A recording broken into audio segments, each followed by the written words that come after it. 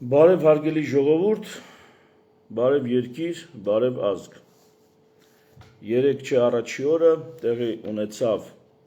եթե չեմ սխալվում, Հայաստան դաշինքի համագումարը, որտեղ Ռոբերտ Քոչարյանը հանդես եկավ մի 20 րոպեանոց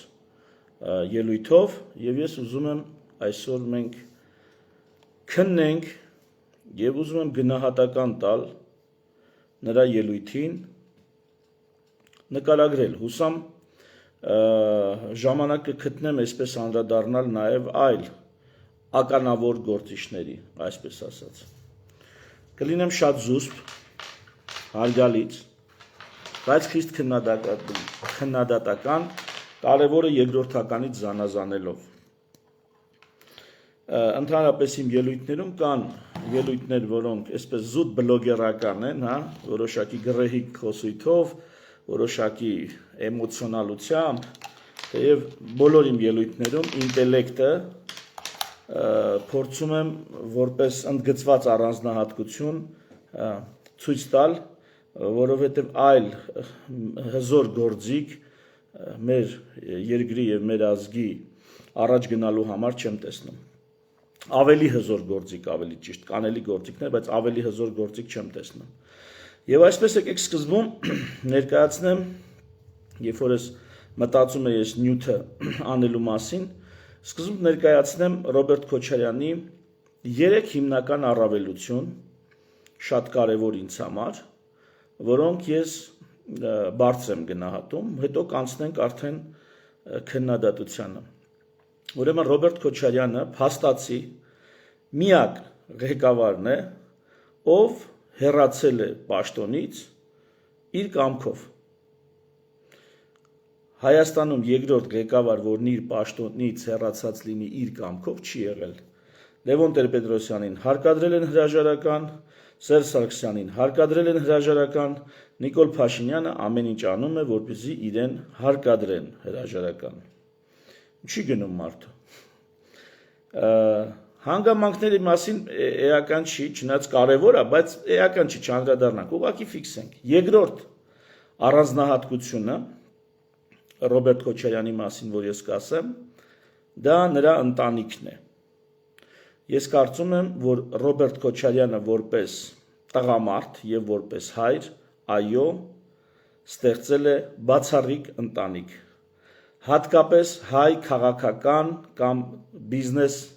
ուրեմն վերնախավի շրջանում։ Այն եզակի քաղաքական գործիչներից է, ում ընտանիքին առանձին վերցված կարելի է մատով ցույց տալ ու բազմաթիվ լավ օրինակներ այնտեղ տեսնել։ Սա ասում եմ ոչ միայն այն ինչ հրապարակային է հայտնի, այլ նաև այն ինչ այս կամ այն ձևով ինձ հայտնի է դարձել տարբեր մարդկանց պատմություններից։ Ես նրանցից ոչ մեկին չեմ ճանաչում անձամբ, նույնիսկ միջնորդավորված ինչ որ շփում կամ կապ չի եղել, ոչ Քոչարյանի հետ, ոչ նրա ընտանիքի հետ, բայց սա կարևոր է։ Ընդհանրապես Հայաստանում կարևոր է, որպեսզի քաղաքական գործիչները եւ պետական այրերը առանձնահատուկ ուշադրություն դարձնեն իրենց ընտանիքի վրա, իսկ ժողովուրդն էլ պահանջատեր լինի այդ առումով, ինչպես ընդունված է արևմտյան զարգացած քաղաքակրթություններում եւ քաղաքականություններում։ Թեև օրենքը չի արգելում լինել այլանդակ եւ ունենալ այլանդակ ընտանիք, կներեք, որ այսպես եմ ասում, օրենքը դա չի արգելում, բայց բարոյական նորմերը մարդիկ այնքան են կարևորում, հանրությունը այնքան է կարևորում, որ քաղաքական գործիչների հետ կապված այս հարցը առանձնակի ուշադրության է արժանացնում։ Երրորդ դրական կողմը, որ ես կասեմ Ռոբերտ Քոչարյանի մասին, հիմա կասեք Քոչարյանի գովքն ես անում, չէ, որոշել եմ օբյեկտիվ խոսել, եւ իրենք էլ որպեսզի սա լսեն, սա շատ կարևոր է բոլորիս համար։ Ուրեմն երրորդ դրական կողմը, որ Ռոբերտ Քոչարյանի նախընտրական խոստումները նվազագույն պոպուլիստական են, նվազագույն։ Ես հասկանում եմ, որ նա էլ շատերի պես, նրանց թիմն էլ կարող են ոսկե սարեր խոստանալ, բայց նրանք խոստանում են այն ինչ տեսականորեն հնարավոր է անել։ Այդքանով ազնիվ են, իրենց արտաքին քաղաքական դիրքորոշման մեջ չեն փորձում լինելով ենթադրենք ռուսամետ ներկայանալ որպես արևմտյան արժեքների դավանող, խաբստալ գալ իշխանության, մի խոսքով նվազագույն պոպուլիստական են, կամ չգիտեմ, հակաթուրք չեն ներկայանում միևնույն ժամանակ պրոեվրոպական հանդես գալով, մի խոսքով սա էլ է կարևոր ինձ համար, ես չգիտեմ դուք ոնց եք դա գնահատում, որովհետև, այսինքն գիտեմ, ժողովրդի մի զգալի մասի համար, ով ասի ինչ-որ բանը խիարա, դանակը կվերցնեն, կվազեն, այսինքն ով ավելի այսպես ճոռոմ խոստումներ տա, այնի դառնում է ամենալավը, Ես վերջերս Facebook-ում մի նկարներ էի նայում մի հոգու, էլի միտը սնգավ ինչ հետաքրքիր ու պրիմիտիվ բան կա էլի մեր ժողովրդի մոտ, ամեն անգամ ուզում ասեմ մի զգալի մասի մոտ, բայց եկեք ամեն անգամ չշեշտեմ, հա, երբ որ ասում եմ մեր ժողովրդի մոտ նկատի ունեմ միջին վիճակագրականը կամ մեծամասնությունը կամ մի զգալի մասը։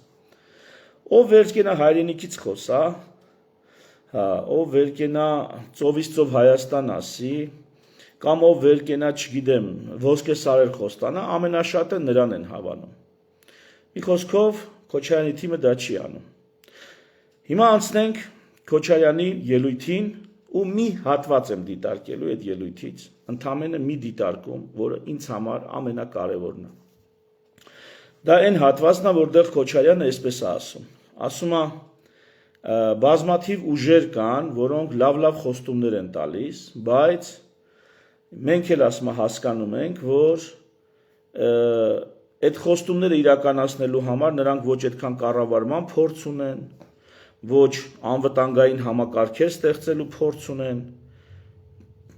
ոչ էլ առանձին վերցրած կամ այս ամեն ինչի հետ, հա, միասնական, այս ամեն ինչի հետ մասնավոր տիրույթում գործնեություն ծավալելու փորձ ունեն։ Նկատի ունի, որ ինքը այս առումով անփոխարինելի է, հենց այդպես էլ ասում է, որ ոչ ոք կառավարման այդ փորձառությունը չունի, ինչպես ինքը, որին առաջի հայացքից դժվար է չհամաձայնվել, բայց հենց այստեղ է թաքնված մեր ազգի ամենամեծ ողբերգությունը կամ ողբերգություններից մեկը։ Ես մի առիթով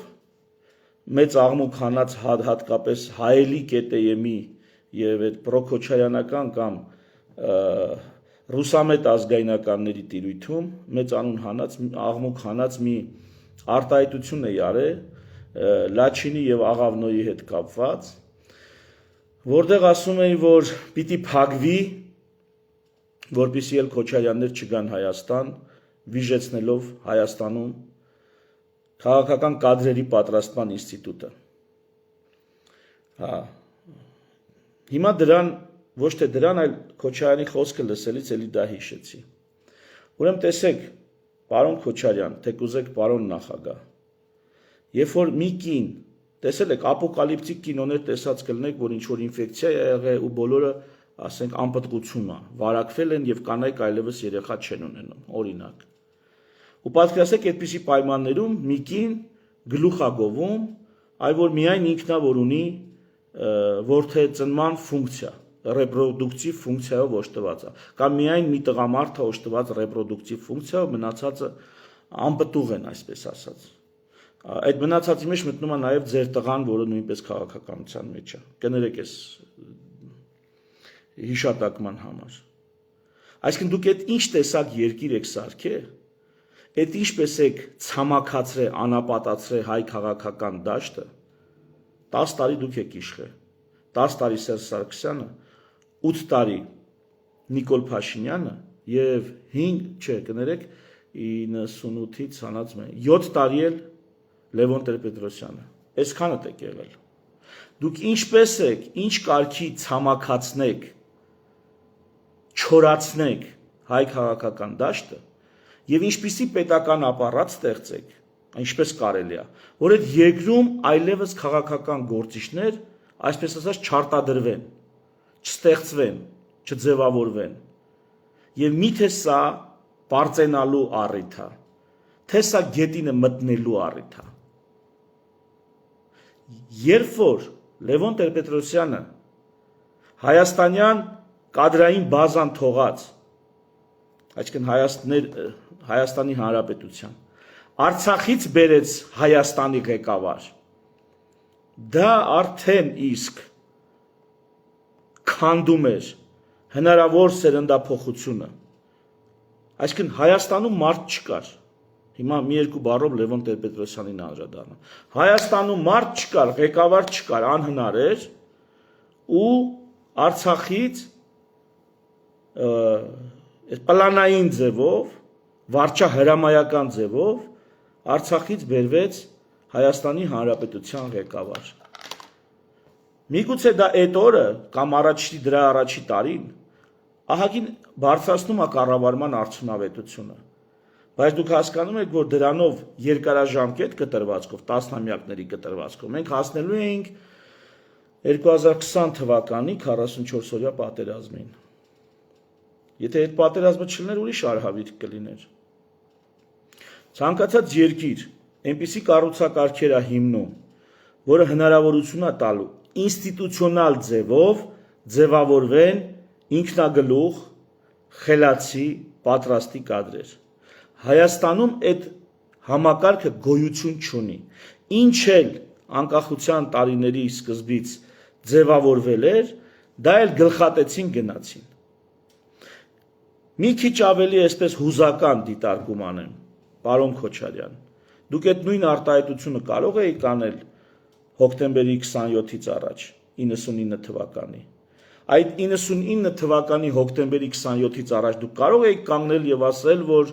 ոչ ոք չունի կառավարման, անվտանգային համակարգեր կազմակերպման եւ այլն այն փորձն ու կարողությունը, ապացուցված կարողությունը, որ դուք ունեք։ Ոչ չէիք կարող ասել։ Հոկտեմբերի 27-ից առաջ դուք միակը չէիք այդ հարցում, ձեր կենսագրականով, քաղաքական դաշտում հայտ ներկայացրածների մեջ։ Բայց երբ որ հոկտեմբերի 27-ով պահեստայինների նստարանը, այսպես ասած, հայ առաջնորդների, լիդերների, պահեստայինների նստարանը գնդակահարվում էր, կամ միգուցե նրանք պահեստային էլ չէին։ Համենայնիվս գնդակահարվում էր, որ նույնիսկ եթե ինչ-որ մեկի մտքով անցնում է, որ ինքը հաջորդը լինի, հանկարծ էլ այդպես բան չմտածի։ Լևոն Տեր-Պետրոսյանը, երբ որ Քոչարյանին բերում էր, Հայաստանում չկային կադրեր։ Ես չգիտեմ որքանով է այս իրականությանը համապատասխանում, բայց այսպիսի մի բան գիտեմ, այսպիսի մի բան եմ լսել, որ սկզբից ՀՀՇ-ում, եթե չեմ սխալվում, այսպիսի որոշում ա եղել, որ Հայաստանի Հանրապետությունից դուրս, այդ թվում Լեռնային Ղարաբաղից, ոչ մի լիդեր Հայաստան չպետք է դառնա առաջատար։ Այսինքն միայն պետք է ներսում ձևավորվեն լիդերները։ Պատճառը եղել այն, որ դրսից եկածները, դրսի շահերը կսպասարկեն, իսկ Լեռնային Ղարաբաղից եկածները ռեգիոնալ շահերը կկարևորեն համազգային եւ համապետական շահերից։ Այսինքն եթե ղեկավարները եկան Ղարաբաղից, նրանք բացառապես Արցախի շահերն են առաջ տանելու, ընդհուպ միջև փուռը տալով ամբողջ Հայաստանի Հանրապետությունն ու անկախությունը, ինքնիշխանությունը։ Եթե չեմ սխալվում, այսպիսի բան ա եղել։ Ну տես այդքան Լևոն Զուրաբյանի հետ հանդիպել եմ, բայց այս հարցը չեմ քննարկել։ Պիտի այս հարցը մի հատ ճշտեմ, բայց ժամանակին այդպիսի բան եմ լսել։ Եթե նույնիսկ սա այսպես չի, սրանում լուրջ տրամաբանություն կա։ Շատ լուրջ տրամաբանություն կա։ Այն միտքը, որ ղեկավարը, նախագահը օրինակ, առաջի համարը կամ հիմա վարչապետի տեխնացուի մասին է այդ խոսքը գնում։ Պետքա տարիներ շարունակ ապրած լինի։ Այդ երկրում, որտեղ ինքը նախագահ է դառնում, դա զուտ Հայաստանին չի վերաբերում, դա վերաբերում է աշխարհի շատ ու շատ լրջագույն երկրների։ Երկրներ կան, որ պարտադիր է, որ նաև այդտեղ ծնված լինի, ոչ միայն այդ երկրում ինքը, ապրել այդտեղ պիտի ծնված լինի։ Նույնիսկ եթե չեմ սխալվում, կներեք էլի, ես այնքան ինֆորմացիա կա գլխիս մեջ, որ հիմա որ թվին որն եմ կարդացել, չեմ կարա տենց վստահ ասեմ այս ինչ տեղն է դա գրած, բայց եթե չեմ սխալվում, Հունաստանի դեպքում էր, որ ոչ միայն նախագահապետի ծնված լինի, կարծեմ նրա հայրն էլ պետք է Հունաստանում ծնված լիներ, եթե չեմ սխալվում Հունաստանն էր։ Այսինքն կա այդպիսի դրույթ, որ նույնիսկ ոչ միայն առաջի համարը, ով թեկնածություն է ներկայացնում, գործադիրի առաջի համարի մասին եմ ասում, նույնիսկ նրա հայրը պետք է այդ երկրից լինի, որ ինքը կարողանա թեկնածություն դնի։ Այսինքն մարդը պետքա ցույց տա, որ ինքը իր անցյալը եւ իր ապագան կապում է այդ երկրի հետ։ Քոչարյանի դեպքում, եթե չեմ սխալվում, Աստված պահի, իր թոռները Ամերիկա են ծնվել, կամ գոնե մի թոռը։ Դե հասկանում ենք, սա պատահականություն չի, գիտենք ստրատակ ինչ կա։ Չի կարա մարդը, ում թոռը ծնվում է Ամերիկայում, Հայաստանում առաջնորդի հայտ ներկայացնի։ Վերջ, չի կարա տենց բան լինի։ Ուրեմն այդ մարդը իր տունը չի պատկերացնում Հայաստանում եւ վերջ։ Այդպիսի մարդը չի կարա առաջնորդի Հայաստանը, չի կարա թեկնածություն ներկայացնի նույնիսկ։ Սա քաղաքական եւ իրավական գրագիտության տեսանկյունից։ Ինչու եմ այսպես ասում, որտեղ այս վերջերս Սամվել Կարապետյանի հետ կապված էլ այդպիսի մի հարցազրույցներ էին, կարճ տարբեր իրավաբաններ ներկայացնում էին, որ կարելի է 148-րդ հոդվածը, եթե չեմ սխալվում, մեր սահմանադրության փոխել եւ ասենք Սամվել Կարապետյանը կարա լինի Հայաստանում վարչապետ։ Ինչ ա եղել, հոդվածի հարց է, էլի, մի երկու բառ կփոխենք, սա է իմ վերաբերմունքը մեր իրավաբաններին, որ մի քիչ թերահավատ է, այդքան էլ ես իրանց լուրջ չեմ վերաբերվում, երբ որ խոսքը վերաբերվում է սահմանադրական իրավունքին։ Հենց sense բաների համար է, որ նրանք խոսում են, բայց էության մեջ չեն հասկանում ինչի մասին է խոսք գնում։ Սամվել Կարապետյանը ոչ մի դեպքում չի կարա Հայաստանում նույնիսկ թեկնածություն ներկայացնի։ Եթե քո արմատը, քո տարիների տառապանքը այս հողի վրա չի անցել, ինչքան էլ ուզում ես եղի բարերար, ով է քեզ արգելում բարերար լինել։ Ինչքան էլ ուզում ես եղի լավ բիզնեսմեն, ով է քեզ արգելում։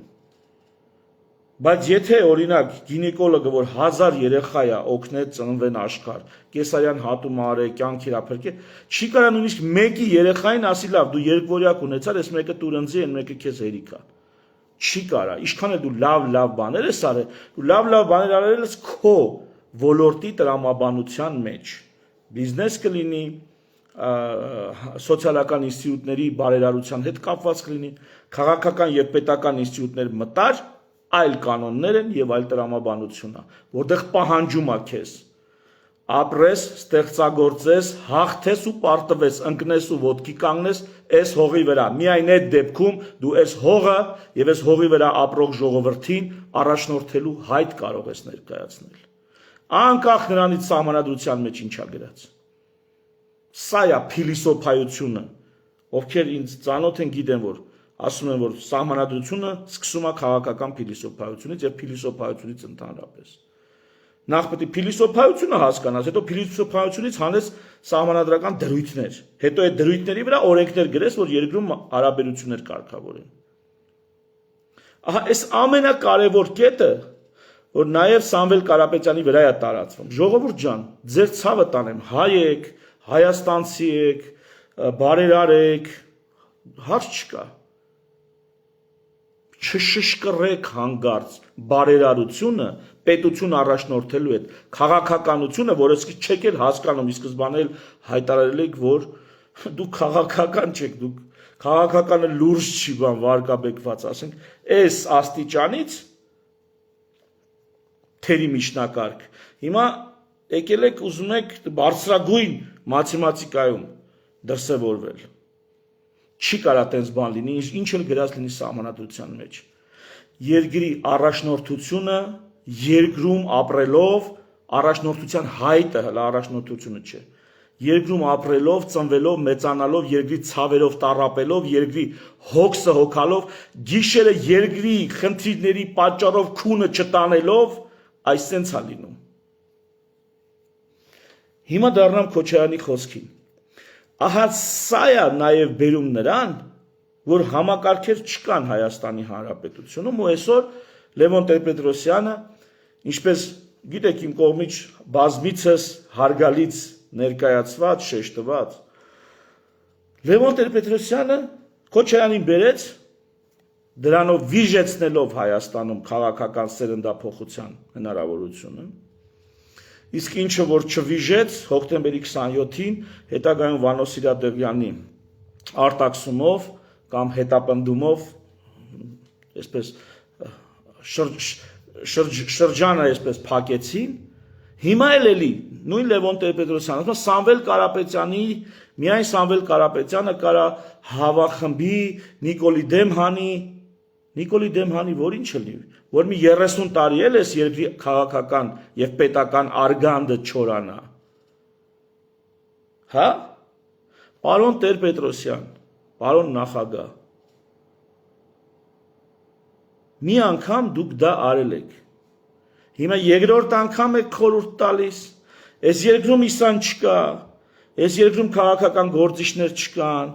այս երկրում քաղաքական սերնդափոխության հումք, նյութ չկա, ու պիտի ասենք Ռուսաստաններից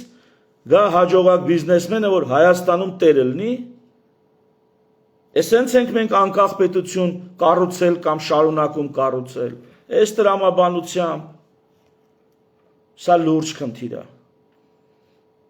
շատ լուրջ խնդիր է, պարոն նախագահ, սա հակապետական խնդիր է, թեկուզ առաջիկա 5 տարին միգուցե դրսից եկած ղեկավարը իրոք մեծ փոփոխություններ բերի ու շատ կարևոր փոփոխություններ, բայց ում է պետք այդ փոփոխությունները, եթե այդ երկիրը այդպես էլ չի դառնում ռեպրոդուկտիվ պետական եւ քաղաքական գործիչների առումով։ Ընդհանրապես ինստիտուտ, երբ որ ասում ենք, դա համակարգ է, բայց ամեն համակարգ չի, որ ինստիտուտ է։ Երեք այսօր հիմնադրված համակարգերը դրանք դեռ ինստիտուտներ չեն։ Մի անձի շուրջ կառուցված համակարգը դա ինստիտուտ չի։ Ինստիտուտ է դառնում համակարգը, երբ որ սերնդափոխություններ է ապրում, երբ որ ցույց է տալի, որ անձերից անկախ ինքը շարունակում է գործել, ինքը ունակ է կադրային ռեպրոդուկցիայի, կադրային վերարտադրողականության։ Այդ դա է ինստիտուտը։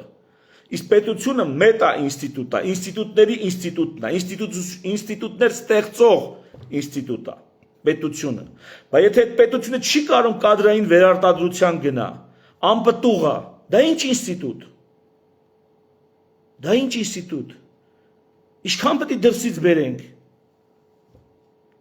Այստեղ այն հարցը չի, որ Ղարաբաղը, Արցախը կամ ոնց կուզեք ընդունեք։ Ղարաբաղ ասողները հաղթեցին, Արցախ ասողները հանձնեցին։ Դրա համար ես Ղարաբաղ եմ նախընտրում ասել, քան Արցախ։ Ղարաբաղ ասողները հաղթեցին։ Արցախ ասողները ձևի հետևից ընկած էլի արդեն, եւ որ բովանդակությունը փդել էր։ Ձևի հետևից ընկած Արցախը տուրը տվեցին։ Հիմա նայեք։ Այնպես չի, որ Արցախում ծնվածը հա մի անգամից ասեմ ես Ջավախքում եմ ծնվել, ես Ախալքալաքում եմ ծնվել, այդպես է ստացվել։ Ճիշտ է, վեդեցի եմ, հայաստանցի եմ, բայց ես Ջավախքում եմ ծնվել։ Ուզում եմ ասեմ, այս ամեն ինչը կարաք ինձ էլ վերագրեք, էլի։ Այնպես չի, որ Ղարաբաղը, Արցախը օտար էր, այնտեղ ծնվածը Հայաստանում չի կարա։ Դա դրա մասին չի։ Դա դրա մասին չի։ Արցախն ուներ իր խնդիրները, ուներ քաղաքական կողմ լինելու, բանակցային կողմ լինելու իր առաջնահերթությունը։ Եվ այնտեղ պիտի կադրային իրենց ուրեմն սերնդափոխությունը կամ կադրային հագեցվածությունը ապահովվեր, Հայաստանի Հանրապետությունում պետք է հիմնադրվեր պետական եւ քաղաքական կադրերի վերարտադրության իրենց համակարգը, բայց մերոնք ինչ արեցին։ Ամեն ղեկավար եկավ ու սկսեց ինքը իրան վերարտադրել։ Ինքը իրեն, ոչ թե պետության եւ քաղաքական դաշտի առողջությունը տեղը պահել։ Ահա այս կետին է ես պես մանրամասն ուզում անդրադառնալ, որ պարոն Քոչարյան, դա դատավճիռ է, դա դիագնոզաշատված, երբ որ փաստացի ձեզանից բացի, այո, այդ կենսագրականը եւ այդ փորձառությունը եւ այդքան արդյունավետ այդ ամեն ինչը ցույց տված, այո, այսօրվա դաշտում տեխնացուներ չկան։ Ճիշտ եք ասում։ Բայց այդ լավա միգուցե հենց էտա որ, հենց էտա ու վերջ մեր խնդրեմը։ Միգուցե տեղ ենք խափնվել։ Միգուցե դա ոչ թե պարծանքով ասելու ներկայացնելու հարց է, այլ լռելու եւ երկար մտածելու հենց այդ դրույթի հարցի շուրջ, լռելու եւ երկար մտածելու հարցը։ Ինչի է այտենց։ Այսինքն մենք դատապարտվող ոչնչացող տեսակ ենք, հա։ Դուք եք ձեզանից հետո երկիրը վարի է գնալու, վերջ, 60 քանի տարեկան եք համոզված եմ, վերջ,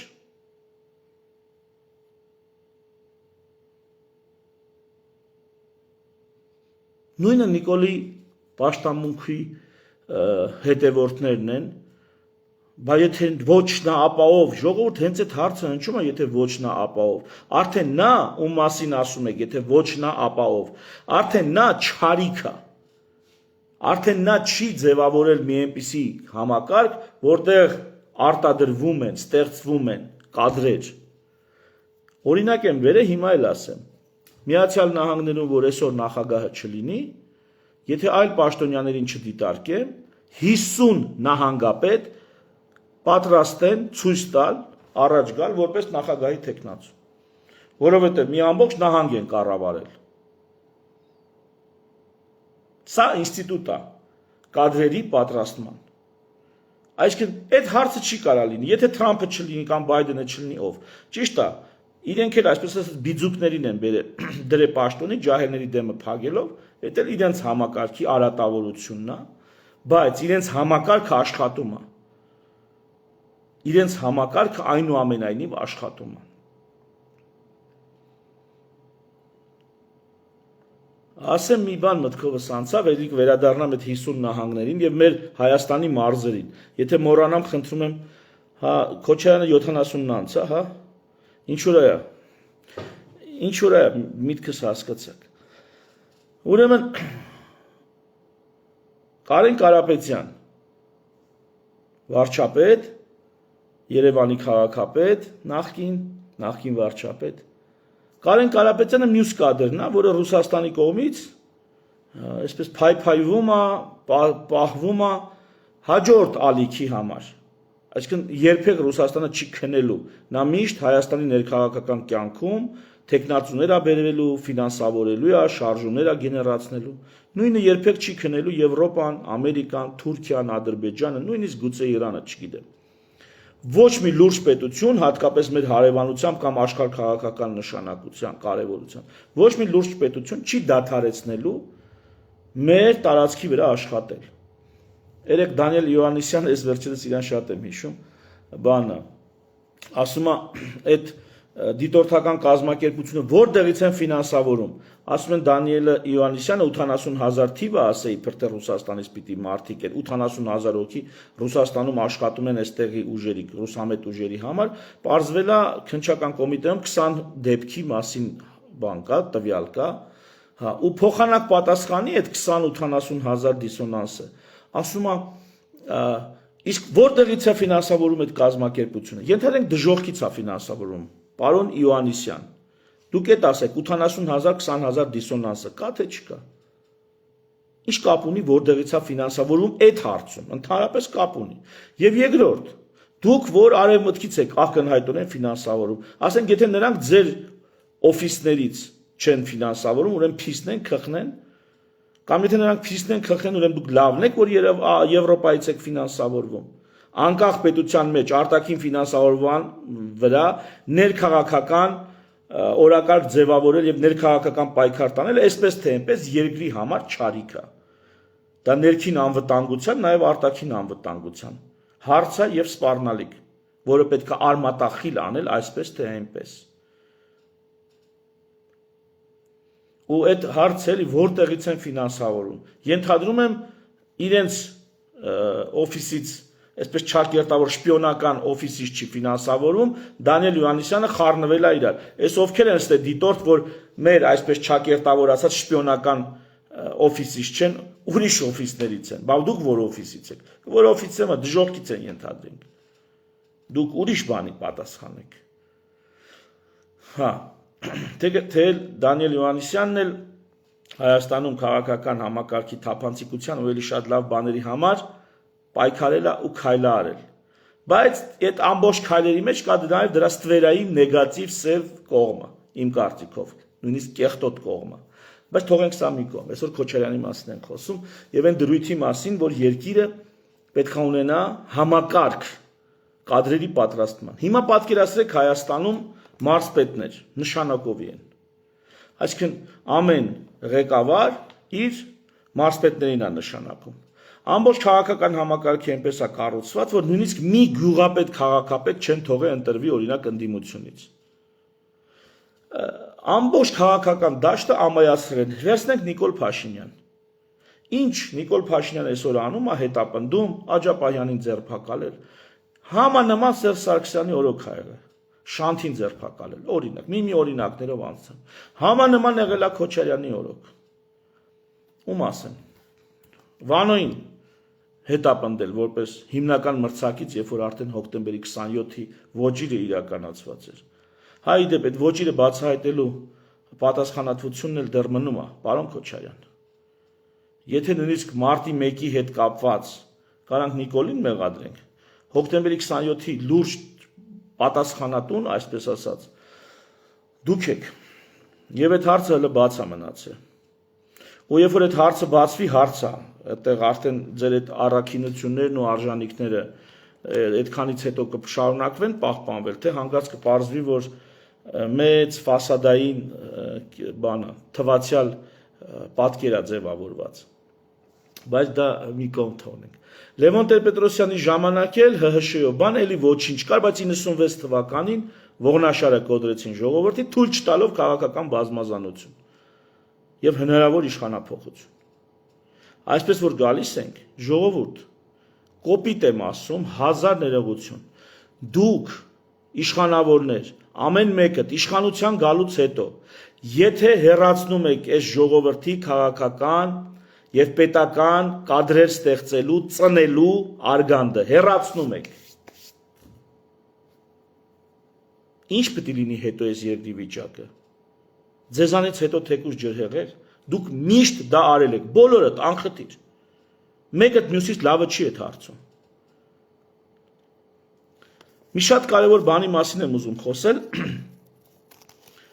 հատկապես այս վերջին քաղաքական իրադարձությունների մեր ներգրավվածության հետ կապված, այս քաղաքականության մեջ ահռելի ստրես կա, ժողովուրդ։ Ահռելի ստրես, աննկարագրելի ստրես։ Մի օր ժամանակ կգտնեմ, կպատմեմ, թե դա ինչ ստրես է։ Ինձ դա մի քիչ նմանացնում է ձեռնարկատիրական անորոշության ստրեսի, ստրեսն է հիշեցնում, ինչի մասին է խոսքը, սովորաբար ասում են մի հոգի, 10 հոգու համախմբում է, մի հատ բիզնես է դնում, 10 հոգի աշխատում են, ամեն մեկը 150,000, լավ 200,000 աշխատավարձ են ստանում կամ 100,000 աշխատավարձ են ստանում, բայց այդ մի հոգին, որ այդ 10 հոգում կազմակերպել է, ստանում է ենթադրենք 5 միլիոն դրամ։ Ուստեղ մարդիկ տեսնում են անարդարության դրսևորում, ասում են ինչի է նրանք 100,000, 200,000 ստանում, իսկ դու 3 միլիոն, 4 միլիոն, 5 միլիոն ես ստանում։ Անարդարություն կա, հասկացանք բիզնեսմեն ես։ 1 միլիոն դու ստացի, այն մնացած չգիտեմ, մի քանի միլիոնը բաժանի այդ մարդկանց, բայց դու նրանք այդ նորմալ աշխատավարձ ստանան։ Սա է սոցիալիստական, ձախական հիմնական պատկերացում մոտեցում է։ Եվ սրա դեմ կա պատասխան, որ ձեռնարկատերը նա ոչ միայն ինչ որ աշխատաժամ է ծախսում, հավաքում է ժողովրդին, ոչ միայն կազմակերպչի ֆունկցիա է իրականացնում։ Նույնիսկ կարող է այդ ձեռնարկատերը կազմակերպիչ չլինի, մի հոգի էլ վարձի, որ այդ կազմակերպի այդ ամեն ինչը, չէ՞։ Այդ 10-ից մեկին նշանակի կազմակերպիչ։ Ինքը գնա իրաց տունը նստի սենց։ Այստեղ պատասխանը այն է, տնտեսագետները ավելի լավ եւ ավելի բովանդակային ու խորը կներկայացնեն, բայց իմ մակերեսային պատկերացումներով էլի, որ կա անորոշության ռիսկ եւ ստրես ձեռնարկատիրոջ վրա, ով փող է դրել բիզնեսի մեջ։ Եթե մի բան պրավալ գնաց, պատերազմ, կատակլիզմ, շուկայական ցնցումներ կամ ուղղակի կոնկուրենցիայի մեջ, ինքը կարա կորցնի ամեն ինչ։ Ինքը կարա ոչինչ էլ ձեռք չբերի։ Այդ աշխատողները վաղը կմնան գործազուրկ, կգնան ուրիշ տեղ աշխատանք կճարեն, այդ թվում մենեջերները։ Այստեղ կկորցնեն աշխատանքը, այն մյուս տեղ կգնան աշխատանք կճարեն։ Բայց այս բիզնեսմենը, որ կորցրեց այս ամեն ինչը, այնտեղ գտնելու բան չունի, ու որտե գնա, ումից ինչ ուզի։ Սա մեկ։ Եվ երկրորդ այդ կոնկուրենցիան մրցակիցների հետ դա անվերջ ստրես է։ Մշտական, չի կարա գնա քնի։ 6 ամիս քնեց կարող է հետ մնա կոնկուրենցիայից։ Մի տարի քնած ընդհանրապես կարող է փակվի իր բիզնեսը։ Այսինքն թեև նա տունն է կամ չգիտեմ պլյաժում է, չգիտեմ որտեղ է, նա անորոշության մեծ ստրեսի տակ է։ Ու նա անընդհատ այդ անորոշության ստրեսը մարսելով, ծամելով, կուլ տալով, անընդհատ պահում է իր բիզնեսը։ Քաղաքականության մեջ ես զգացի այդ ստրեսը, անորոշության։ Ու դու հասկանում ես, որ դրան վերջ չկա։ Երբ որ իրոք էլի տրամադրվում ես այլևս երկար խաղալու, երկար գնալու, ոչ թե տենց ֆլեշ մոբի նման մի հատ խլապուշկա անես այս ընտրություններին, հետո գնաս ցրվենք տներով։ Դու հասկանում ես, որ լսի դա անverջ անորոշության ստրեսի տակ մտնել է։ Ու շատ մեծ մասշտաբների։ Որտեղ հիմնականում լինելու են խնդիրներ, մրցակիցներ, սպառնալիքներ, պրոբլեմներ։ Այստեղ մրցակիցները միլիարդերներ են, ԱԱՑ-ին հրաման տվող մարդիկ են։ Այսպիսի մրցակիցներ են։ Դե տղա եմ ասեմ մտից խաղի մեջ ստեղ։ Ու այս ստրեսը ստիպում է, որ շատ երիտասարդներ տաղանդավոր, խոստումնալից ապագայով, բարոյական, ինչ են անում, չեն դիմանում այս ստրեսին։ Այս ստրեսի տակ չեն ուզում մտնեն, գնում մտնում են կամ միլիարդատիրոջ, կամ KGB-ին, ԱԱՑ-ին հրամաններ արձակող, ուրեմն գործող ղեկավարության շուքի տակ, թիմի մեջ։ Իրենք առանձին թիմով չեն գնում, այլ թիմերի չեն միանում, այլ գնում միանում են ամենաապահով, որտեղ այդ ստրեսը չկա, որտեղ իրանք աշխատողի պես մի բան են։ Ասենք Սամվել Կարապետյանը, ինչի եմ իրանց ասում, դե դաշտում իրենք են, եւ ես ուզում եմ ժողովրդի աչքերը բացեմ, մյուսներին էլ կանրադառնամ, հատ կանրադառնամ, ասում եմ ժամանակ ունենամ, բոլորին էլ կանրադառնամ։ Վերջին հաշվով բոլորին դեմ եմ մեր նախաձեռնությունը, բանը պահանջում է, որ բոլորին անդրադառնաս եւ ասես ինչու ես դեմ, ինչու ես դեմ։ Թեև այստեղ ես իմ կարծիքն եմ ներկայացնում եւ ես իմ հիմքերն եմ ասում, թե ինչու եւ ինչում եմ դեմ։ Ահա մարդիկ չեն ուզում ստրեսի տակ մտնեն։ Նույնիսկ բոլորին դեմը 100 օրվա ինքնալուծարվող ծրագիր։ Իսկ արդյոք սա իմ ընկերները, որոնք այս նախաձեռնությունը հիմնել են, իսկ արդյոք սա այդ 100 օրվա ծրագիր այդ անորոշության ստրեսից պաշտպանություն չէր։ Ինչի 100 օր։ Ինչի ոչ 100 տարի։ Արդյոք այդ անորոշության ստրեսը չի խեղդում մարդուն, որ ասում է լսի սպաս, ես չեմ կարող ասեմ 100 տարի, ես չեմ կարող ասեմ 10 տարի, ես գիտեմ 100 օր հաստատ թեմայի մեջ եմ, 100 օր հաստատ անելու եմ SSS բաները, բայց ավելի երկար ես չգիտեմ, ու քանի որ ազնիվ է ինքը իր հետ, ազնիվ է, ու քանի որ նախ ինքնասիրություն ունի, հարազար ներողություն, այլոց ես անինքնասիրության մեջ չեմ մեղադրում, բայց դուք նույն մակարդակի քաղաքական գործիք չեք, ով միայնակ է գնում եւ ով գնում է օլիգարխների եւ գործող իշխանությունների թրի տակով անցնում, նրանք նույն մակարդակի քաղաքական գործիչներ չեն։ Միգուցե նրանք արտակարգ տղաներ են կյանքում եւ աղջիկներ, բայց նրանք քաղաքականության մեջ նույն արժանապատվությունը չունեն, այսպես ասեմ։ Չասեք այդ բանը։ Եթե լինեն հավասարը հավասարի մրցակցություն, ես ընդունում եմ, մրցակցություն որն է, համագործակցություն։ Ես կհասկանամ, բայց գնալ տաքուկ ապահով միլիարդներով պաշտպանված թիմերում տեղավորվել, տղեկ, ձեր ցավը տանեմ, բայց քաղաքականության մեջ դուք ես իմ պետությանը ձեր պես ղեկավար չեմ ուզում, որտեղ պետության ղեկավարը վաղը պետք է իմ պետության շահերը ներկայացնի, ոչ թե տեղավորվի սրա ու նրա հովանոցի տակ։ Իմ երկրի ղեկավարը պետք է պատրաստ լինի, որ վաղը իրան այնպիսի շանտաժ են անելու իր անձնական խնդիրների հետ կապված, ու ինքը այդ ստրեսի տակ պետք է մտնի, ինքը տարիներով պետք է աշխատի այդ ստրեսի տակ։ Արդյունքում դա է պատճառը, որ ասենք Փաշինյանը հիմա արդեն adekvatությունը կորցրել է, թեև ի սկզբանե մի բան չէր, բայց լրիվ adekvatությունը կորցրել է։ Այդ ստրեսին հեշտ չի դիմանալ։ Եվ ահա, երբ որ խոսում ենք ինստիտուտների մասին, ինստիտուտներ են պետք, որ այդ ստրեսին դիմացող կադրեր գտնեն այս մեր 3 միլիոնի մեջ։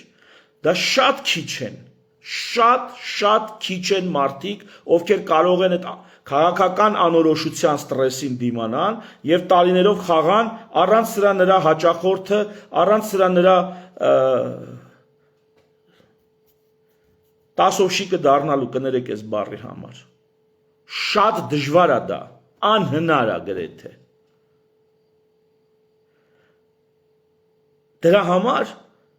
պետք է համակարգ ստեղծես, որը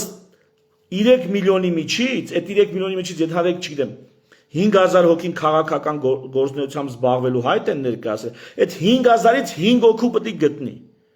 3 հոգու պետք է գտնի գոնե, հա։ Դուք պատկերացնեք ինչ համակարգ պետք է կառուցես, որ 5000 հայտ ներկայացրած երիտասարդից, ահելից, ջահելից հավաքի 3 հոգու սելեկցիա անի, ասի, ահա այս 3-ը կարող են առաջնորդել երկիրը առաջիկա 5-10 տարիների ընթացքում։ Այնտեղ հետևից էլ նոր եռյակ կամ հնգյակ է պատրաստվում։ Այս ստրեսին դիմացողներին գտնել հանրության մեջ սարսափելի բարդ է, որ համ այս ստրեսին դիմանա, համ սկզբունքային լինի, համ բարոյական լինի, համ հանրային շահը, հանրային բարիքը գնահատող լինի, համ այսպես լիքը բան, գրեթե անհնար ասեմ, գրեթե անհնար ասես մարդկանց գտնել, բայց համակարգերը աշխատելու են այս ուղղությամբ, եւ որ մենք սահմանադրության մեջ սուբսիդիարության սկզբունք եւ ոլորտների ինքնիշխանություն կամ ինստիտուցիոնալ պլյուրալիզմ, ինստիտուցիոնալ բազմազանություն ենք ներմուծում մեր նախագծի մեջ։ Այդ ամեն ինչը սրա մասին է, որը մեր քաղաքական խոսքի եւ մտքի համար դեռ շատ վաղ է քննարկելը, շատ վաղ է։ Եվ ժամանակից առաջ են ընկնում ու դրա համար չեն ներում նրանց։ Սա էլ է, դու գիտես, որ ժամանակից առաջ ես ընկել, ոչ թե աշխարհի ժամանակից, քո երկրի ժամանակից։ Քո երկրի ժամային գոտուց, պոստսովետական ժամային գոտուց դու առաջ ես ընկել։ Ու հասկանում ես, որ քեզ կարան չներեն ու դու պետք է մնաս այդքանով հանդերձ դրա մեջ։ Ահա ինչի մարզպետները, քաղաքապետերը, то նույնիսկ դատավորները առաջինացյանում պիտի ընտրովի լինեն, որովհետև այսպեսներին, այս բացառիկ կադրերին գտնելու համար պիտի դու առաջնային մանդատներով օժտված, այսինքն անմիջապես ժողովրդի կողմից ընտրվող կադրային պաշտոններ պաշտոններ ունենաս, որ այդ կադրերը գան այդ պաշտոններում ռեալիզացվեն, փորձ ձեռք բերեն։ Եթե քո բոլոր պաշտոնները նշանակովի են, նշանակում է ինչ ես ասում երիտասարդին։ Ասում ես հարգելի երիտասարդ, մեր մոտ բոլոր պաշտոնները նշանակովի են, մեր երկիրն այդպեսին է։ Ուրեմն, սկսում ես հիմիկվանից ընտրել այն քամակը, որը պետքա մտնես։ Ու դու կատարելագործի քո քամակ մտնելու զուգահեռ քո տաղանդը դրսևորելու մասնագիտական արդեն ունակությունները։ Եվ մի օր քեզ կնշանակեն, ով որ վերևն է, քեզ կնշանակեն այս պաշտոնին, այն պաշտոնին, այն պաշտոնին։ Արդյունքում ստացվում է ինչ, որ մենք գծնող, շողոքորթող, հպատակության հոգով համակված բանը, բացասական սելեկցիա ենք իրականացնում։ Այս մարդիկ գալիս են առաջ, ինքնագլուխները, ունակները, տաղանդավորները, հանդուգնները, իրական լիդերի հատկանիշներով օժտվածները կամ բանտերում են, կամ չգիտեմ արտագաղթում են, կամ այդպես էլ չեն կայանում կյանքում որպես լիդեր քաղաքական կամ պետական։ Արդյունքում մենք մեր տունը քանդում ենք այս շոպլիկության, իրար գծնելու, շողոքորթելու ինստիտուտները ստեղծելով։ Եվ դրա համար գալիս է մի Քոչարյան, ու նրանից հետո էլ ոչ ոք չի ծնվում իր քաղաքական համակարգում, իր կուսակցության մեջ, որտեղ բոլորը բոլորին շողոքորթելով գալի հասնում են մի հոգի կա, որ չի շողոքորթում, Քոչարյանն է։ Էնելու մա շողոքորթում կամ չի շողոքորթում։ Ավելի վերևում կանգնած արտաքին խոշոր խաղացողներից ինչ որ մեկին։ Նույնը Լևոն Տեր-Պետրոսյանի գիծը այդպես կարելի է հավաքել, նույնը Սերժ Սարգսյանի գիծը այդպես կարելի է հավաքել։ Առանձին վերցրած Ինքնասեր տղեկ են, փողոց դուրս գան, ախպեր, հարցեր կնստեն, հարցեր կլուծեն, մեռնելուց չեն վախենալ լիքը վտանգավոր սիտուացիաներում։ Այս տեսակ կադրեր են։ Կանայք էլ իրենց հերթին, չգիտեմ, երևի շատ երկրներ Երանի կտային այդպես թագուհիներ ունենային, ոնց որ այս քաղաքական թիմերում կան կանայք գործող, քաղաքական գործիչներ։ Այս տեսակ մարդիկ են, բայց քաղաքական եւ պետական լիդեր լինելու սելեկցիայի, էվոլյուցիայի ճանապարհ այս մարդիկ անցնում են քծնելու, շողոքորթելու եւ ամենակարևորը քաղաքական գործչին համար պարտադիր այդ անորոշության ստրեսը ուտելու, հաղթահարելու այդ կարողությունից զրկված կամ առանց այդ փորձությունը անցնելու։ Իսկ եթե դուք այդ փորձությունը չեք անցնում, դիմացել ես թե չէ։ Հովանու հայտնության մեջ ավետարանում այդպիսի բան կա, չէ, ասում է, ասա ինչ հոգին ասում է եկեղեցիներին ու թղթերում, նամակներում այդպիսի բան կա։ Ասում ով որ դիմանա նրան կտամ ուտելու կյանքի ծառից։ Ով որ դիմանա, մի հատ այդ կարդացեք, ուղղակի դեպրեսիվ տեքստ է իհարկե, նյութ է, բայց մի հատ կարդացեք։ Ոնց է հոգին, ու մեկնաբանում են, որ Հիսուս Քրիստոսն է հայտնված, ոնց է հոգին եկեղեցիներին զուտ այդ էվոլյուցիայի, այդ սելեկցիայի տրամաբանությունը բացատրում։ Գիտեմ, որ տեղը դժվար է, գիտեմ, որ անհնար է, բայց ով որ դիմացավ միջև վերջ, գահը նրանն է, թագը նրանն է։ Ու այն ժամանակ հանրապետություն չէր, չէին պատկերացնում, որ կարա լինի, ասենք, նախագահական 2 ժամկետով 4 տարի, 2 անգամ 4 տարով այդ պաշտոնավարման լիազորությունները կամ մանդատը։ Ով հասավ մեր երկրում այդ արմատապես քանդածա, նու չկա չի էլ ձևավորվեց, սովետ է եղել, որտեղ էսի չի եղել, միջև հիմա էլ սա ձևավորված չի, և հիմա ոնց պետք է դա ձևավորվի, հարգելի ժողովուրդ, կներեք, բայց անձնական նախաձեռնությամբ, մենք, մերպես ժողովուրդը, պիտի իր բան ու գործը թողի ու մտնի սրա տակ, որոշում կայացնի ու մտնի սրա տակ, իմանա, որ հեշտ չի լինելու։ Ասենք, եկեք մեծ շատ անկեղծ հարց տամ, էլի ժողովուրդ։ Դուք ինչ եք կարծում։ Ես չգիտեմ մեր շանսերը այս ընտրություններին ինչքան են։ Հələ մտածեք էլի։ Ես այդ շանսերը չգիտեմ այս քաղաքական դաշտում այս խաղացողների հետ։ Խելամիտ, ողջամիտ շանսերը։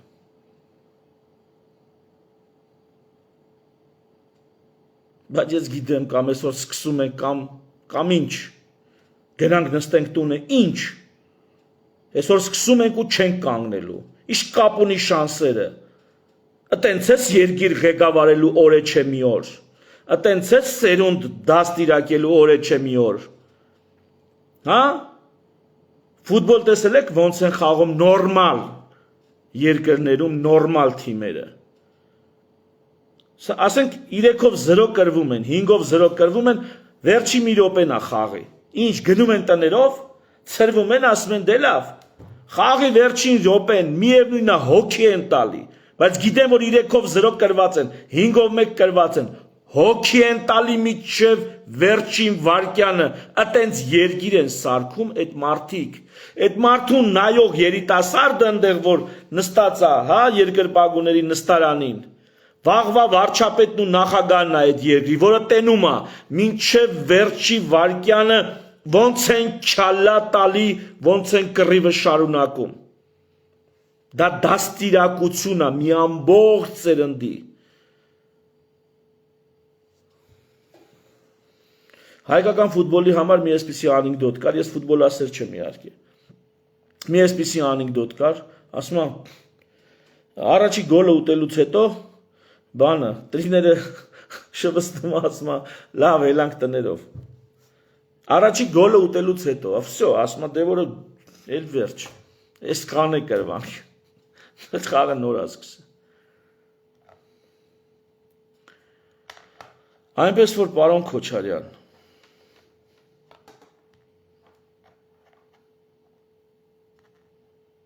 դատավճիռ է, դա փորձանք է, որ քաղաքական դաշտը այդպիսի ամայի է։ Եվ դրա պատասխանատվություններից մեկն էլ 10 տարի ձեր պաշտոնավարման ժամկետով դուք եք։ Ու սա պետք է ուղղել, սա պետք է շտկել։ Չեմ ասում այս ընտրություններին դուք եք մասնակցեք, հա, հասկանում եմ։ Այն բաներն էլ եմ հասկանում, որ դուք հրապարակային չեք ասում, բայց ձեր թիմում կան կադրեր։ Որտեղից ենք մենք լուսնից ենք բերելու իշխանություններ։ Սրբեր որտեղից ենք գտնելու, գնանք այս մեր միամիտ ժողովրդի համար սրբեր գտնենք, բերենք, որ սրբեր առաջնորդեն։ Ֆեդերալիստի մեջ է գրած ասում է, եթե ժողովուրդները սուրբ լինեին, կառավարությունների պահանջ չէր լինի, կարիք չէր լինի։ Սրբերով կապրեին նորմալ։ Կառավարությունն է պետք, որ այդ ոչ սրբերին, այսպես ասած, տիրություն անի։ Բայց ասում եմ, եթե մարդիկ սուրբ չեն, ուրեմն կառավարություններին էլ չի կարելի, որտեղ այդ կառավարություններն էլ սուրբ չեն։ Իսկ նրանց էլ ժողովրդական վերահսկողություն է պետք։ Հիմա ամերիկացի 250 տարի առաջ արձանագրել էին, որ մարդիկ սուրբ չեն։ Լավ, դա ընդունել էին գիտություն, ու եկեք մի համակարգ սարքենք, որտեղ այս ոչ սուրբ մարդիկ այնուամենայնիվ ապրում են, կառավարում են եւ կառավարվում են։ Համակարգը այսպես համակարգ սարքել են։ Հիմա մեր վրա է այդ խնդիրը։ Անընդհատ սրբերի ենք սպասում։ Չկան սրբեր, չեն էլ լինելու։ Եկեք համակարգերն սարքենք, որ ուզած չուզած մարդիկ իրենց պահեն որոշակի ճշտի մեջ, այսպես ասած։ Համակարգեր սարքենք, որոնք այս կամ այն չափով այդ հնարավորինս առաքինի մարդկանց առաջ կբերեն, առաջի պլան կբերեն։ 3 միլիոն ժողովուրդ կազմակերպել, միասին ապրել, ինչ պրոբլեմ է, այ ձեր ցավը, սա ինչ պրոբլեմ է։ Որ մենք այսպես առեու նստել ենք։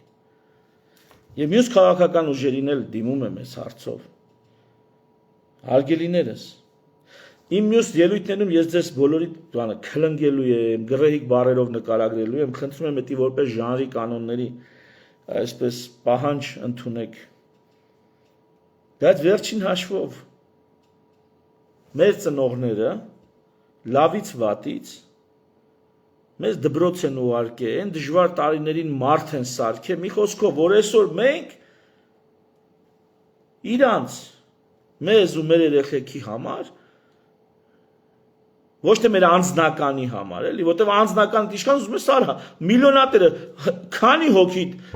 Արցախում ինչ ունեցվածք ունեին, ինչ եղավ։ Այդպիսի բանը հանրային բարիքը, երբ որ կործանվում է, արդեն քո մասնավոր բարիքը ոչ մեկի ոչ մի ձևի հետաքրքիր չի։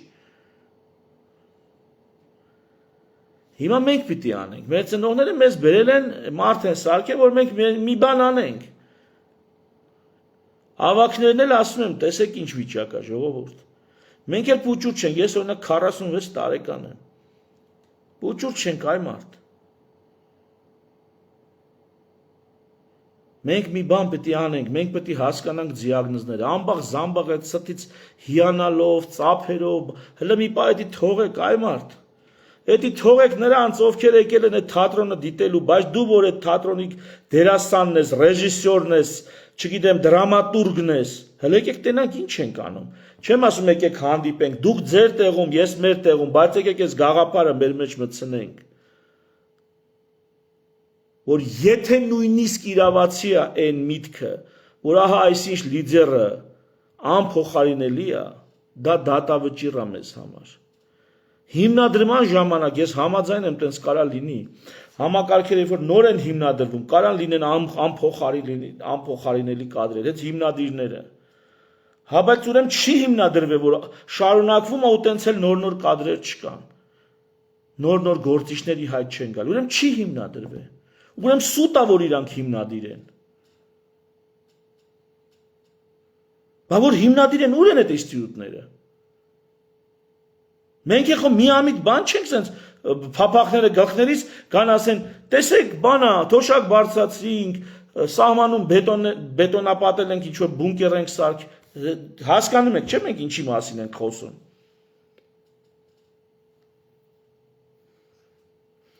Եկեք խելքներս գլուխներս հավաքենք, ու սա երկար խաղ է, լուրջ անորոշության ստրեսով։